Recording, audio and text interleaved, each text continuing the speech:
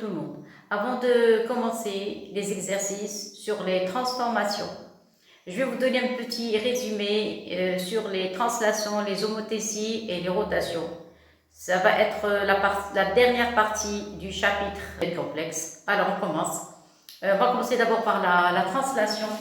Première partie, la translation, il y a les homothéties, il y a les rotations, mais vous remarquez avant de commencer la partie des rotations, j'ai parlé des exponentielles, c'est la partie de l'air. Alors, je commence. Pour les translations. Translation, on a vu dans les petites classes qu'une translation est en relation toujours un vecteur. Ce vecteur U a pour apixe alpha plus I bêta, c'est-à-dire un complexe. Alors, c'est quoi une translation? Une translation, c'est une transformation complexe. De quoi? De P, le plan des complexes, vers P, de P vers P, le plan complexe, à tout point M, d'affixe Z, on fait correspondre le point M' d'affixe Z', tel que le vecteur MM' va être égal au vecteur U. C'est-à-dire, ces deux vecteurs vont former un parallélogramme. Regardez, vecteur U, vecteur MM', MM' est égal à U. Ça, c'est à propos de la géométrie. En passant au complexe, on a vu qu'un vecteur MM' a pour apixe la fixe du point 1' moins la fixe du point 1, c'est-à-dire Z' moins Z, est égal, écoutez bien s'il vous plaît, sinon vous prenez des notes, parce que je n'ai pas tout écrit, ça y est, il faut enregistrer. Alors, le vecteur U a pour apixe alpha plus I bêta. Après, j'ai mis le Z de l'autre côté. Il faut remarquer que Z' l'image est égal à Z plus alpha plus I bêta. C'est quoi? Qu'est-ce qu'on a dit? Alpha plus I bêta, c'est l'apixe du vecteur U. Alors, comment reconnaître une translation? Une translation, en général, quand vous écrivez tout ça, vous devez trouver à la fin le coefficient de Z'1 et le Z1. C'est-à-dire la même chose. C'est-à-dire si vous avez ici un nombre A, vous pouvez diviser par A et à la fin, on va avoir ici 1, ici 1. Et ici, c'est comme ça qu'on peut reconnaître une translation. Donc c'est quoi ça? Ça, c'est la représentation complexe d'une translation. Seulement les translations n'admettent aucun point invariant. N'admettent pas de point invariant. Ça y est, donc, parce que tous les points vont se déplacer en parallèle avec la direction du vecteur E. Maintenant, on va passer aux homothéties. Alors, les homothéties, c'est une transformation du plan complexe vers le plan complexe. Alors, c'est une transformation du plan complexe vers le plan complexe. Alors, les homothéties ont besoin de deux choses. Les translations ont besoin d'un vecteur U. Les homothéties ont besoin d'un centre et d'un rapport. Ce centre, on l'appelle en général oméga, on peut changer de lettre. Ça dépend de l'exercice. Et le oméga, ça c'est le grand oméga, et ça c'est le petit oméga. Ce petit oméga, c'est la fixe du grand oméga, égal un réel dans nous. Alors, par quoi est définie une homothétie? Une homothétie, ça s'écrit homothétie, et on prononce homothétie.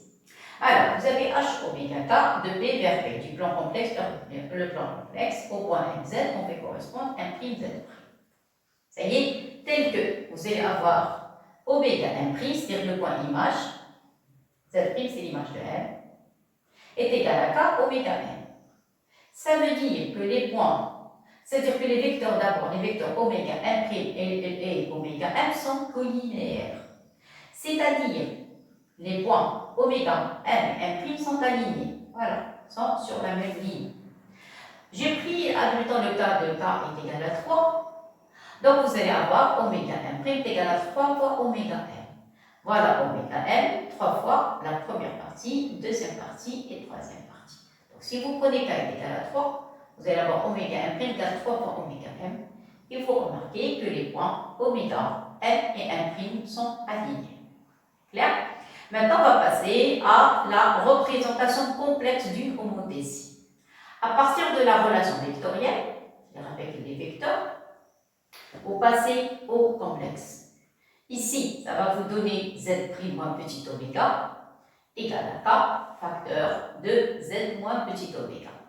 Vous pouvez vous arrêter là, parce que c'est comme ça qu'on peut reconnaître une homothétie. Alors maintenant, comment on peut la reconnaître? Moi, j'arrête maintenant le travail. Et vous remarquez que cette écriture ressemble à celle-ci. C'est la même, regarde, c'est la même écriture. La seule différence, c'est que ici, le K appartient à R, c'est-à-dire on prend K différent 0. Donc c'est un réel. Et ici, exponentielle I θ appartient à l'ensemble de C. Donc c'est un complexe. Alors pour remarquer, c'est la même écriture. Donc comment reconnaître une, ou bien faire une différence entre une homothétie et une rotation? Regardez, c'est la même écriture. Seulement ici, vous avez K réel, et ça, exponentielle θ complexe. Alors on continue. Donc, qu'est-ce qu'on a dit? Z', vous allez mettre le oméga de l'autre côté. Donc ça, c'est la formule de base. Elle est simple à trouver à partir des vecteurs. Et après, vous cherchez le Z'. Vous allez mettre le petit oméga de l'autre côté. Et vous allez trouver Z' est égal à K, Z moins oméga, plus ce moins oméga, ça devient plus oméga. Ça va? Et après, vous allez avoir Z' est égal à K, Z. Alors, j'enlève ce K, vous allez le rendre. Voilà. Voyez? Et le mettre comme ça. Alors, tout à l'heure, qu'est-ce que j'avais? J'avais Z' égal à 1Z, Z' égale Z. Même coefficient, ça correspond à une translation, plus bien sûr avec un complexe. Ici, si vous avez Z' égal à KZ, bien sûr avec K appartient à l'ensemble R, étoile, ça va être une homothétie. Il y a des cas particuliers de K est égal à 1, K est égal à moins 1. Moins 1, ça va être une symétrie centrale. On va voir ça après. Ça va? Donc l'essentiel, si vous trouvez Z' égal à un nombreux, K multiplié par Z, il faut penser à une homothétie. Bien sûr, à partir de cette formule, vous allez déduire ici qu'il s'agit d'une homothétie. Seulement les homothéties admettent un seul point invariant. C'est quoi ce point? C'est le centre, c'est oméga. Le oméga, c'est le seul point invariant d'une homothétie. Ah voilà, ça c'est le point oméga. Ça y est. C'est-à-dire si vous prenez un autre point, par exemple ici un point n, vous tracez comme ça. Le oméga ne va pas changer, le n va se trouver ici, le n', donc vous calculez 3 fois, oméga n, oméga n, oméga n, 3 fois, vous allez trouver le point n'. C'est-à-dire que l'oméga ne change pas, de position. L'homothétie admet un seul point invariant, c'est son centre oméga. Bien sûr, oméga, on peut changer la lettre, ça dépend de l'exercice. Maintenant, on passe aux rotations. Les rotations, il y a plusieurs parties dans la partie des rotations. Par quoi on va commencer? On va commencer par les exponentielles. Parce qu'un complexe a plusieurs écritures. Il y a l'écriture algébrique. C'est quoi l'écriture algébrique? C'est Z est égal. Alors j'écris écriture algébrique, c'est quoi Z? En général, on écrit Z est égal à X plus IY. Ça, c'est quoi? Ça, c'est l'écriture quoi? L'écriture algébrique. On peut écrire Z sous forme de R, facteur de cos θ, plus I sinus θ. C'est quoi ça? Ça, c'est l'écriture trigonométrique. On peut l'écrire aussi sous la forme de Rθ. Vous voyez, donc ça, c'est la deuxième écriture. Ça va? Et la troisième, c'est ce qu'on a traité ici, c'est le cas d'une écriture exponentielle. Donc Z, ça va être, je travaille toujours dans la même partie, écriture algébrique X plus Y, écriture trigonométrique, ça peut être sous cette forme ou bien celle-ci. Et l'écriture exponentielle, ça va être exponentielle I θ. Donc Z a trois écritures qu'on utilise dans les exercices. Clair? Donc, c'est quoi l'exponentielle? L'exponentielle, si vous prenez cos θ plus sinus θ, c'est un complexe. Mais on a vu dans les écritures trigonométriques, quand vous avez cos θ plus I sinus θ, il y a toujours un 1. J'ai même mis en rouge. Il y a toujours le 1. C'est quoi le 1? Le 1 joue le rôle de quoi? Joue le rôle du module. Et le θ, c'est l'argument. Et cette écriture s'écrit sous forme exponentielle. Le 1, voilà, et θ, on la représente par exponentielle I θ. Donc c'est quoi exponentielle I θ? C'est un complexe qui s'écrit sous la forme n θ ou bien cos θ plus I sinus θ. Ça, c'est dans le cas où on a 1. C'est-à-dire, à la fin, dans les exercices, on écrit, en général, on n'écrit pas 1, on écrit seulement exponentielle I θ. Alors, dorénavant, on va écrire que exponentielle I θ. D'accord? Et s'il y a un R, pour la deuxième ligne, le R va résister. Donc, on ne peut pas le supprimer. Ici, on peut ne pas l'écrire. Ici, on est obligé d'écrire le R. Donc, si vous avez le module R, facteur de cos θ plus I sinus θ, le module restera ici et le θ, le voilà. Écriture exponentielle, le R, le voilà, et exponentielle I θ. Clair? Maintenant, les opérations. Alors, les opérations sur les exponentielles, comme les opérations sur les puissances. Normal. Donc, vous avez exponentielle I θ fois exponentielle I θ prime. C'est exponentielle, c'est la somme des puissances. θ plus θ prime. Si vous avez une fraction, vous allez écrire I facteur de θ moins θ prime. Si vous avez au dénominateur, vous allez écrire exponentielle moins I θ. Si vous avez une puissance, c'est exponentielle I 1 θ. Donc, comme d'habitude, c'est la partie des puissances. Mais maintenant, la partie qui est un petit peu difficile, de tout le chapitre sur les complexes, c'est la partie des formules Euler. Alors, les formules Euler, premièrement, on a besoin de la trigonométrie. Alors, pour la trigonométrie, je n'ai pas envie de l'écrire sur le premier tableau, parce que ici, ça concerne que les homothéties, les translations, homothéties, les rotations et Euler. Et pour les formules dont vous avez besoin, je vais vous les écrire après. Et s'il vous plaît, par cœur, et savoir les appliquer. Alors, je commence d'abord, c'est quoi?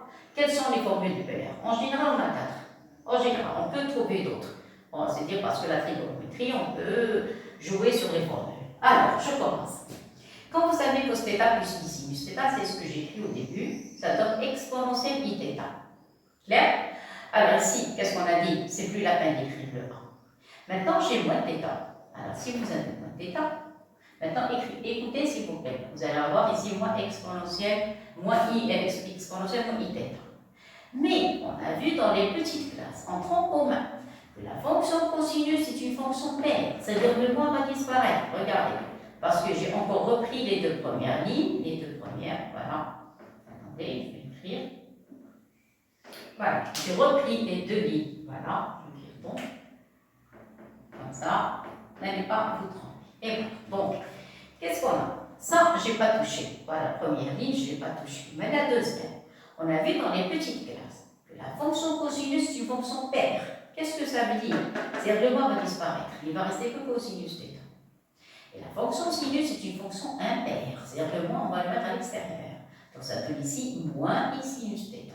Mais l'exponentielle ne change pas. Je n'ai pas touché. Vous voyez? Donc j'ai repris ces deux lignes ici.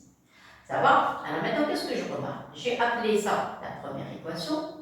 Ça, je l'ai appelé la deuxième équation. Après, j'ai effectué la somme.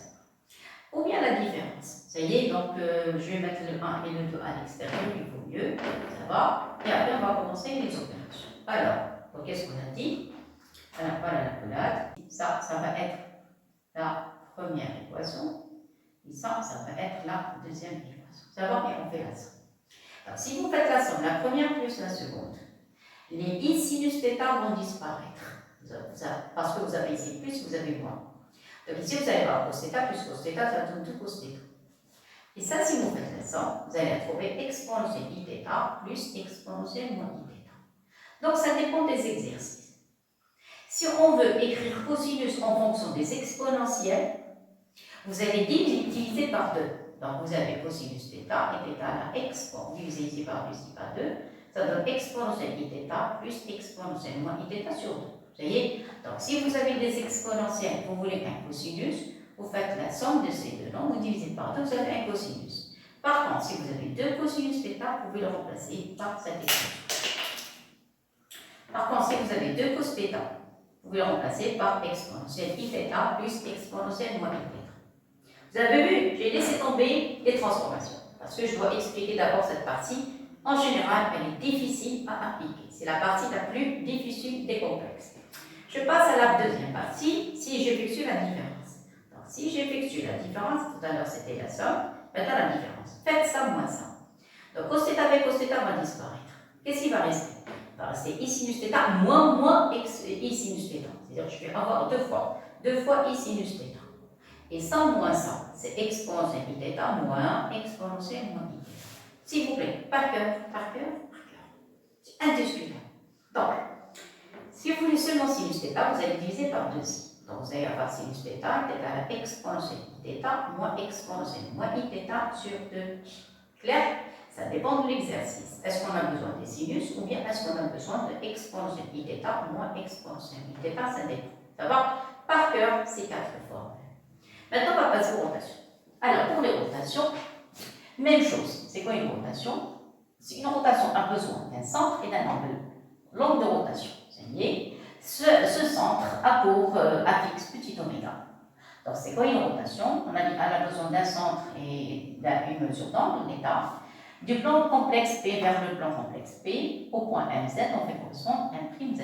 Tel que, regardez, vous posez la pointe du compas, voilà ici, ça va, et vous tournez comme ça. Alors, si vous tournez, vous allez remarquer que cette distance est égale à celle-ci. C'est-à-dire que vous êtes en présence d'un triangle isocèle. Et bien sûr, ici, vous allez avoir un arc de cercle. C'est un arc parce qu'on a tourné comme ça. C'est-à-dire, vous avez deux choses. La première, il s'agit ici d'un triangle isocèle. Moi, je parle des points oméga m'. Donc, vous allez avoir la distance oméga m' égale à la distance oméga m. Regardez, s'il vous plaît, j'ai commencé par m', je n'ai pas commencé par le m. Faites attention, la distance oméga m' égale à la distance oméga m exprès.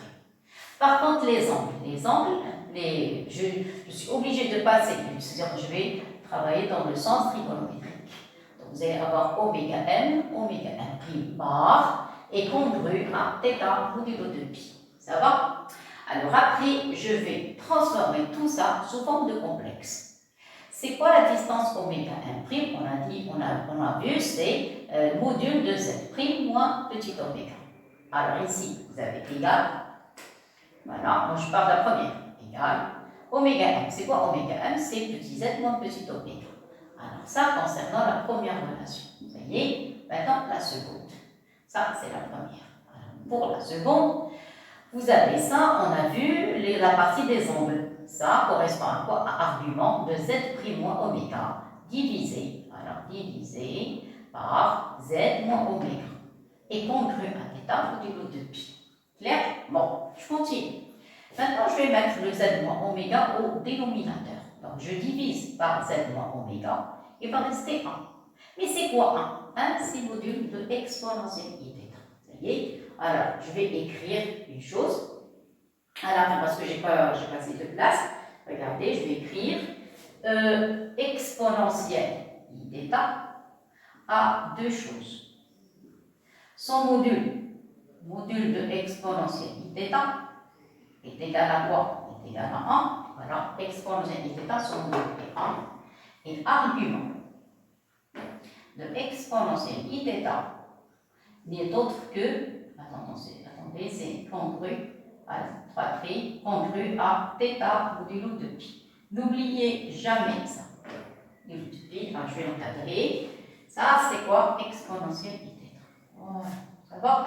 Alors, c'est ce que j'ai utilisé ici. Donc, regardez, exponentielle iθ, c'est un θ. C'est-à-dire qu'il a pour module 1 et pour argument θ. Ça va? Mais pourquoi j'écris comme ça? Parce que j'en ai besoin. Donc, si vous trouvez 1, c'est quoi le 1? C'est module de exponentielle iθ. Ça va? Voilà, ça y est. Et c'est quoi? Ça, c'est θ. Et c'est quoi θ modulo de pi? C'est d'autre que argument de exponentielle iθ. Donc, je remplace maintenant ici. Alors, j'ai divisé z' moins oméga sur z oméga, j'ai obtenu 1. C'est quoi 1? On a dit c'est module de exponentielle iθ. Et argument de z' moins oméga sur z moins oméga, tout à l'heure, c'était θ. Maintenant, je le remplace par argument exponentielle iθ. Ça y est? Bon. Maintenant, conclusion. C'est quoi ça? Vous pouvez, si vous avez un module divisé par un module, vous pouvez écrire seulement un seul module. Vous êtes d'accord? On a vu ça dans les propriétés sur les modules. Donc, z' moins oméga sur z moins oméga est égal à module exponentielle iθ. Ça y est, toujours, je travaille avec deux conditions. Première et deuxième. Ça va? Et la dernière, argument de z' moins oméga sur z moins oméga, c'est si je n'ai pas touché. Donc, exponentielle iθ module de pi. Qu'est-ce que j'ai trouvé? J'ai trouvé deux complexes. Lesquels? Regardez, le même complexe, z' moins oméga sur z moins oméga. Ici, vous avez module. Ici, vous avez argument. Ici, demain, vous avez le même complexe. Ici, vous avez module. Ici, vous avez argument. Ici, vous avez exponentielle i θ. Ici, vous avez z' oméga sur z moins oméga. Quand vous avez deux complexes qui ont le même module et argument du premier est conclu à argument du deuxième module de pi, ça veut dire que ces deux complexes sont égaux. Et par conséquent, on va avoir z' oméga sur z moins oméga est égal à exponentielle i θ. Clair? Donc, maintenant, j'ai mis z moins oméga ici. Voilà, donc vous allez avoir z' moins oméga égale à exponentielle i θ facteur de z moins oméga. Et je retrouve la même écriture. Seulement la seule différence. Le cas ici appartient à la étoile. Ici, exponentielle i θ appartient à l'ensemble C. Ça va? Alors ça, c'est ce qu'on appelle la représentation complexe d'une rotation. Vous pouvez laisser le z' tout seul égal exponentielle i θ z plus. Vous factorisez par oméga, vous allez avoir 1 moins exponentielle i θ modulo 2pi. Et ça, c'est la représentation complexe d'une rotation. La rotation admet un seul point important, c'est son centre, oméga. Bien sûr, ça en relation avec la démonstration. Voilà, donc j'ai terminé le résumé, un petit résumé sur les homothéties, les translations, les rotations, les formules de l'air. Maintenant, je vais vous donner des petites applications. Allez, je vous laisse assimiler et maintenant, on va passer aux exercices. Je vais commencer par les translations. Et seulement, je vais vous donner un autre chemin. Des fois, ce qu'on appelle la réciproque. C'est-à-dire, maintenant, on a des expressions et on demande la nature. Est-ce qu'il s'agit de... Enfin, ici, je vous ai dit qu'il s'agit d'une homothétie, il s'agit d'une rotation. Mais des fois, on ne l'écrit pas. Voilà. Ça y est, alors je commence. Pour la première, déterminer la translation. Translation de vecteur W est égal à U moins V. Alors, premièrement, c'est quoi U? Vous avez le repère OUV. C'est quoi U? Voilà le repère. Des fois, on joue sur sur les vecteurs. Ici, c'est U, l'axe des réels. Ici, vous avez V, l'axe des imaginaires.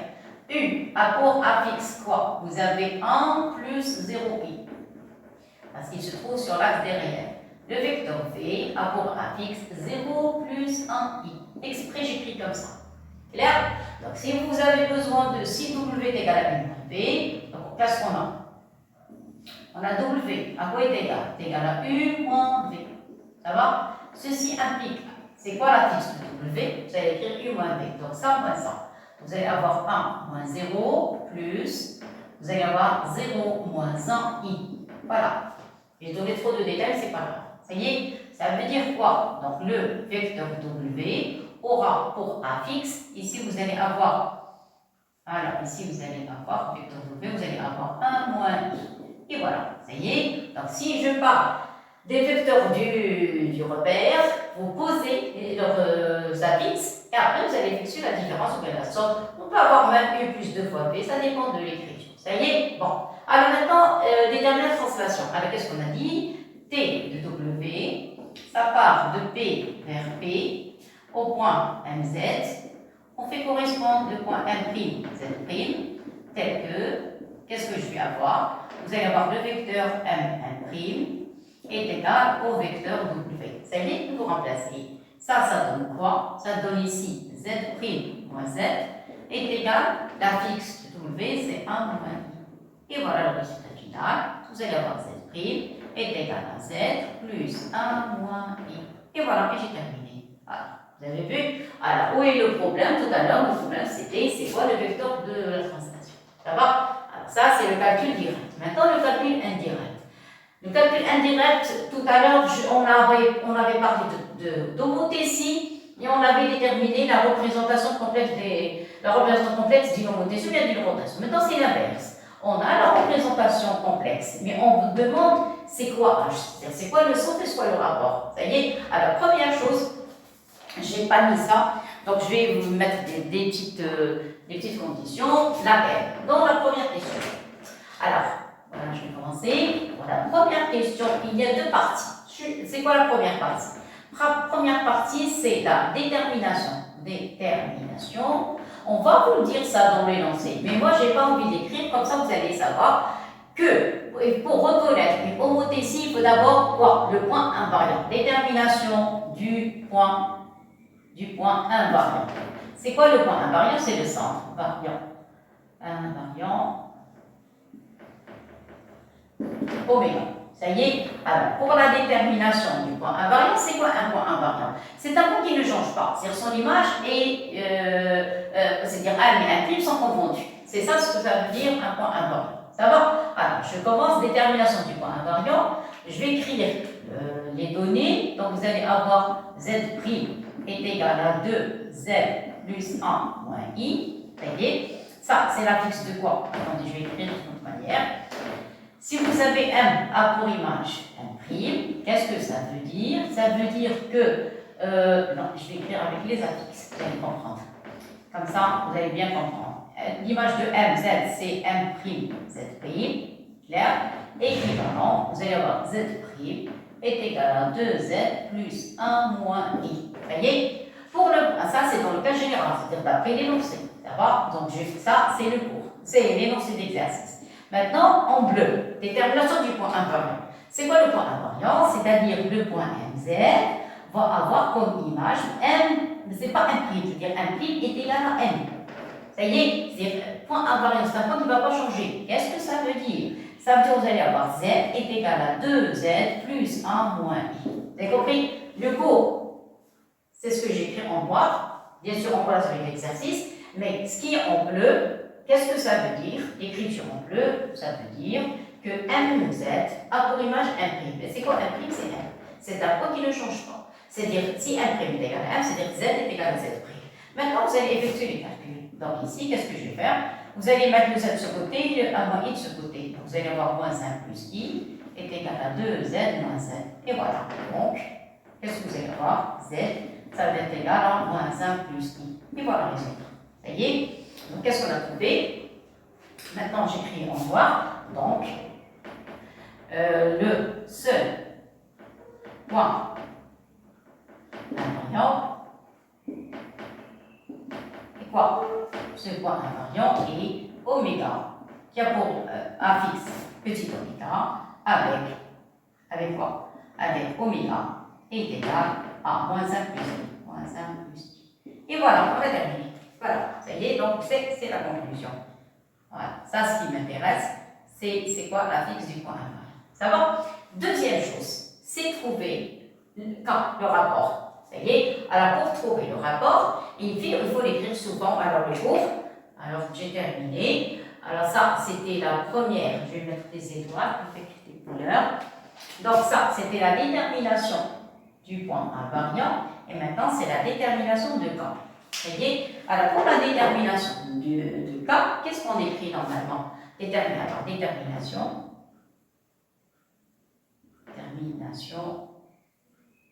de K.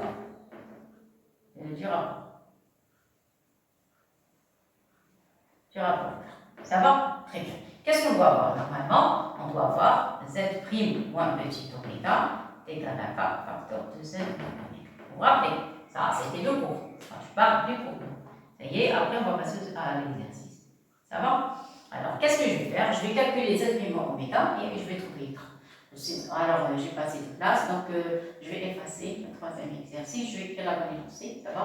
Pour pouvoir terminer ce temps à tenter. Alors, Z' moins oméga. Alors, Z' moins oméga. C'est quoi Z'? Z', c'est 2Z plus 1 moins I. Alors, est égal à 2Z. Plus 1 moins I. Ça va? Et on va changer oméga. Oméga, c'est moins 1 plus I. C'est moins 1 plus I. Vous voyez, ça donne combien? On obtient 2Z. Ça va? Vous allez avoir moins avec moins, c'est 1. 1 avec 1, ça donne 2. Et voilà. Vous voyez, ici, vous allez avoir moins avec moins I, ça donne moins 2I. Vous remarquez qu'on peut factoriser par 2. Ça va? Donc, ceci indique que Z' moins oméga est égal à 2 factorisé. Ça va? Qu'est-ce qu'il va rester? Il va rester Z. Ça va? Il va rester ici plus 1. Il va rester ici moins I. Ça va? Mais c'est mal écrit. Pourquoi c'est mal écrit? Parce que le cours, regardez, je vais mettre là. Pourquoi c'est mal écrit? Parce que dans le cours, vous avez toujours à côté de Z', il y a un signe moins. Et ici, un signe moins. La même chose. À côté de Z, moi j'ai un plus, donc c'est incorrect. C'est juste, mais c'est mal écrit. Donc vous allez écrire Z' moins oméga égale à 2 facteur de Z. Mettez le moins, mettez des petites parenthèses. Vous avez moins 1 plus I. Voilà, j'ai changé de si. Parce que j'ai factorisé par moins 1. Et voilà. Ça va? Et c'est quoi ça? Ça, méthode que petit oméga. Et voilà, c'est terminé. Vous allez avoir Z' moins oméga égale à 2 facteurs de Z moins petit oméga. Et voilà, j'ai terminé. C'est fini. Et voilà. Ça va? Qu'est-ce que vous remarquez? Le cours, voilà le cours en Z' moins oméga, qu'un facteur de Z moins oméga. Et voilà. Ça veut dire quoi? Donc, à quoi est égal K égale à 2. Ça y est, donc je vous donne trop de détails. Mais vous prenez ce que vous voulez. Ça y est, maintenant c'est terminé. Je passe à la deuxième question. C'est l'image de A. Alors, deuxièmement, l'image de A. L'image de A par H. Qu'est-ce qu'on a? Vous posez directement l'expression Z'. Z' est égal. Alors avant, vous avez M pour image M'. Qu'est-ce que ça veut dire? C'est-à-dire Z' est égal à 2Z plus 1 moins I. Ça va? Alors, vous allez écrire soit A', ça y est, A', d'affixe petit a', l'image de A. Voilà, par H. Donc, vous remplacez ici, dans cette expression. Voilà, c'est tout. Donc, vous allez écrire A pour image, A', équivalent. Z', vous allez la remplacer par A'. 2Z, Z par Z de A. C'est quoi Z de A?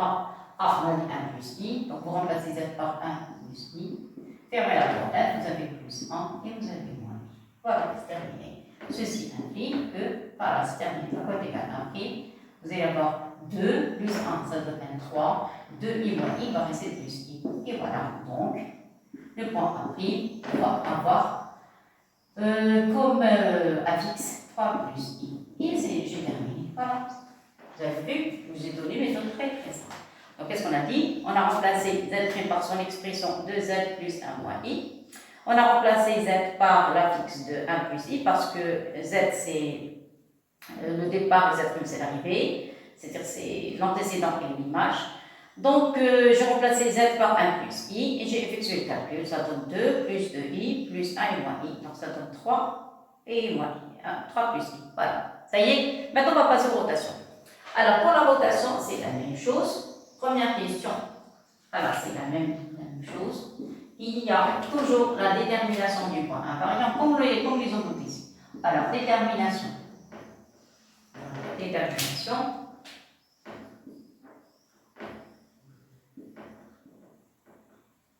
du point invariant.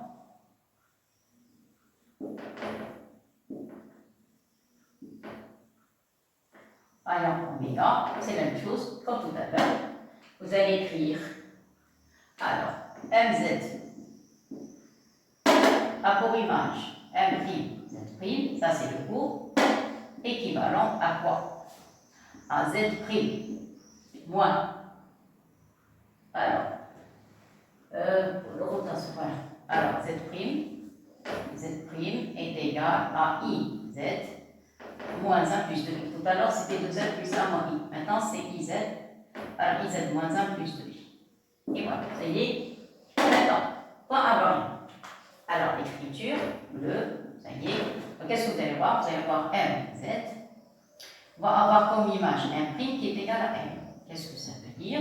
Vous allez avoir Z est égal à IZ moins 1 plus 2i. C'est-à-dire, le Z' va être égal à Z. Ça va? Maintenant, voilà, c'est terminé. On va effectuer le calcul. Je donne le même travail. Ça y est. Donc, vous allez grouper les Z. Vous allez avoir Z, facteur de 1 moins I, est égal à moins 1 plus 2i. Ça y est. Donc, maintenant, je vais écrire ici pour avoir enlevé l'espace. Donc, Z, ça va être égal à moins 1. Je vais écrire ici. Alors, équivalent à Z est égal à moins 1 plus 2i sur 1 moins i.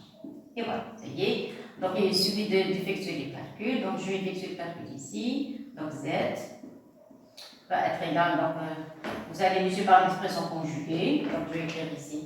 Vous allez multiplier par 1 plus i ici. La même chose ici, 1 plus i. Ça va. Et vous allez avoir comme calcul.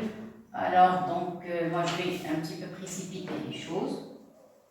C'est pas la peine, donc je vais passer directement ici. À quoi est égal Z. Alors, vous allez avoir moins 1. Ici, vous allez avoir moins 2, partie réelle. Vous développez. Plus I facteur, vous allez avoir 2 et moins 1. Voilà. Sur partie réelle au carré, plus partie imaginaire au carré. Et voilà. Ça y est, donc je répète. Et avoir moins 1, moins 2, plus I facteur de 2, moins 1, et A carré plus B carré. Et voilà, c'est terminé. Donc, à quoi est égal Z? Z, ça va être moins 3 demi, moins 3 sur 2. Ici, 2 moins 1, c'est 1, plus 1 demi. 1 demi. Et voilà le point d'invariant. Ça y est, même chose. Donc, il y a un seul point invariant. Voilà, le résultat final. Donc, il y a un seul point invariant. Oméga. A fixe petit oméga, tel que à côté d'un petit oméga, c'est moins 3 demi plus 1 demi. Et voilà le résultat. Ça y est, même travail. Maintenant, la détermination de quoi? De θ. Parce que tout à l'heure, c'était détermination de θ. Maintenant, détermination de θ. Deuxième partie. Alors, deuxième partie. Deuxième étoile. Détermination de θ. J'écris en bleu. Alors, détermination de θ. Ça y est, très bien. Alors, pour la détermination de θ, vous écrivez la relation. C'est quoi la relation? Vous devez arriver à cette écriture. Ça y est, c'est-à-dire que je dois arriver à z' moins oméga est égal à exponentielle I θ facteur de z moins oméga. Ça y est, voilà, ça c'est point d'interrogation. Il faut arriver à ça. J'ai détermination de cas. Donc ici, il faut arriver à cette écriture. Moi, je n'ai pas. Mais j'ai trouvé à la fin. Ça y est, voilà, c'est ce qu'il faut trouver. Donc, il faut trouver cette expression. Ça y est, point d'interrogation. Alors, on commence. Donc, qu'est-ce qu'il faut faire pour calculer z' moins oméga? Ça va? Donc, z' moins oméga. Donc, on va commencer maintenant avec ces calculs. Alors, on a. C'est quoi z'? Alors, z' moins oméga est égal. C'est quoi z? Z', c'est iz. Moins 1 plus 2i. Moins oméga. Moins oméga, c'est moins 3 demi. Et plus 1 demi. Plus 1 demi. Ça va? Alors, arrangez les calculs, ça donne iz. Vous allez avoir ici plus 3 demi. Moins 1, c'est plus 1 demi.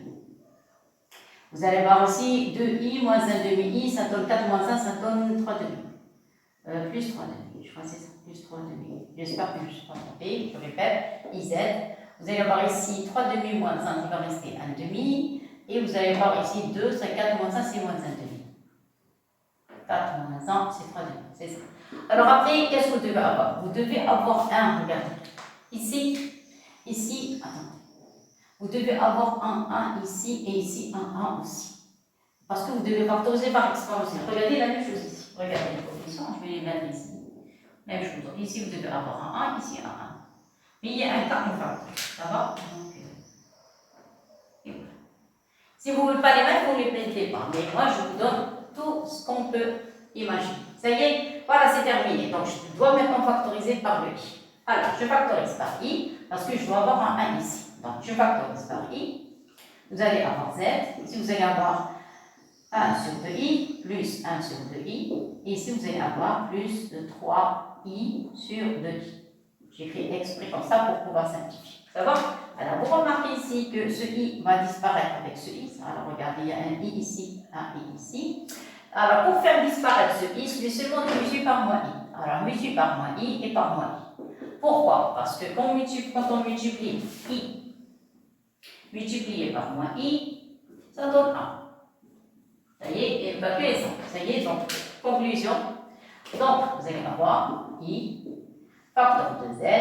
I avec moins i, ça donne 1. Donc, il va rester plus 2 au dénominateur. Ici, vous allez avoir moins i, ça donne moins i. Alors, ça va? Je pose d'abord les calculs, plus 3 demi. Et voilà. Ça y est, j'arrête. Pourquoi? Parce que tout à l'heure, qu'est-ce que j'ai dit? Je dois avoir un signe moins ici à côté de z', un signe moins à côté de z. Ici, il n'y a pas de signe moins. Donc, je dois factoriser par. Ça va? Alors, donc, si je factorise par le signe moins, vous allez avoir I, Z, moins. Alors, si je marque devant moins, je vais changer les places. Donc, vous allez avoir ici moins 3 demi. Déjà, vous avez un moins, donc ça donne un demi. Et voilà. Regardez, c'est oméga. Moins 3 demi plus 1 demi. Ça va? Conclusion, ceci implique que Z' moins oméga est égal à, ça c'est oméga. Alors, Z' moins petit oméga est égal à I facteur de Z. Et ça n'est autre que oméga. Et voilà, et j'ai trouvé l'expression. Ça va? Donc, je vais l'encadrer. Et voilà. Et c'est quoi I? C'est quoi I? I, c'est, je vais écrire ici, c'est quoi I? Attention, ça c'est par cœur. Ah, ça, on l'a vu dans la première partie. À quoi est égal I? I a pour écriture trigonométrique 1 pi sur 2, c'est-à-dire que ça va être exponentiel I pi sur 2. Et voilà, attention par cœur, par cœur, par cœur, par cœur. Ça. On va pas mélanger l'écriture. Voilà, ça va comme ça.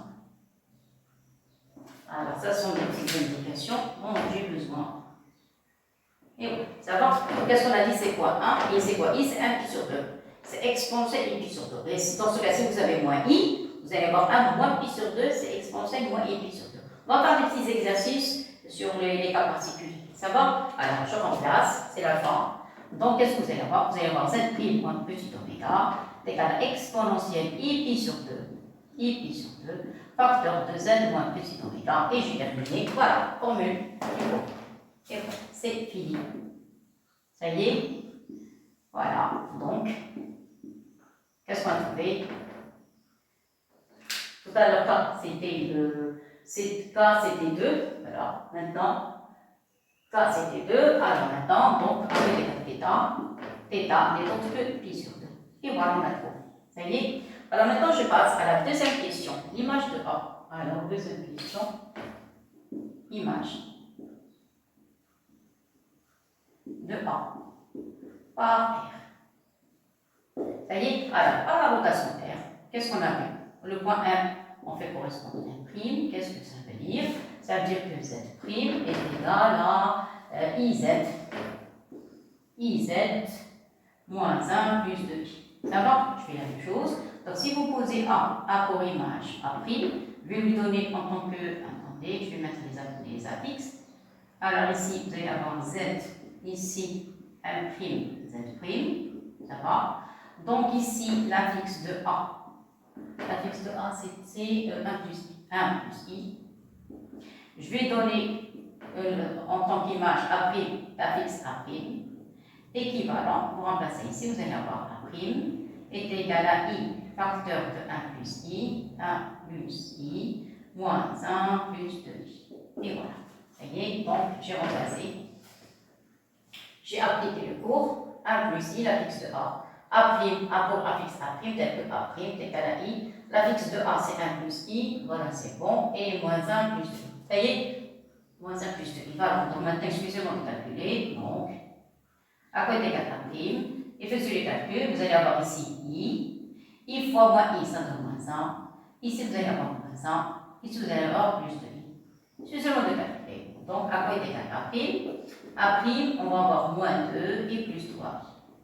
Et voilà, ceci indique que le point A' va avoir comme affixe moins 2 et plus 3. Et voilà, et on a terminé l'exercice. Tout à l'heure, pour les translations, c'était un passage direct.